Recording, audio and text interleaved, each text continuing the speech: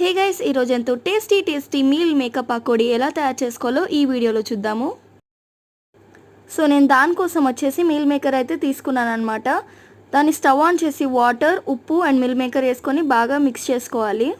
ఇలా చేయడం వల్ల మీల్ మేకర్ జ్యూసీ అండ్ టేస్టీగా తయారవుతుందన్నమాట. సో దాంట్లో ఉన్న వాటర్ అయితే పిండేసుకుంటున్నాను.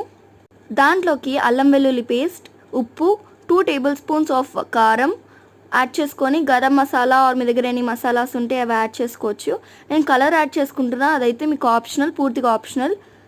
అండ్ దెన్ శనగపిండి యాడ్ చేసుకొని బాగా మిక్స్ చేసుకోవాలి. అది మీకు ఏదైనా గట్టిగా అనిపిస్తే వాటర్ ఆర్ లూజ్గా అనిపిస్తే పిండి యాడ్ చేసుకొని బాగా మిక్స్ చేసుకోండి. సో స్టవ్ ఆన్ చేసుకొని ఆయిల్ హీట్ చేసుకోండి. సో ఆయిల్ బాగా హీట్ అయిన తర్వాత ఆ బాల్స్ని అయితే ఆయిల్లో వేసేస్తున్నాము. బాల్స్ అయితే బాగా ఫ్రై అవ్వాలి, అరౌండ్ 4 to 5 minutes ఫ్రై అవ్వాలి.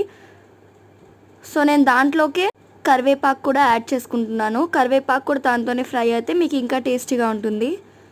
సో దాన్ని బాగా ఫ్రై చేయాలి. నేను ఆనియన్ కట్ చేసుకుంటున్నాను. ఆనియన్ కట్ చేసుకున్నవి పక్కన సైడ్ డిష్లో ఉంచుకోండి, తినేటప్పుడు బాగా టేస్ట్ని ఇస్తాయి. సో మనం బాగా ఫ్రై అయిన వాటిని తీసి పక్కన ఉంచుకుందాం 2 minutes.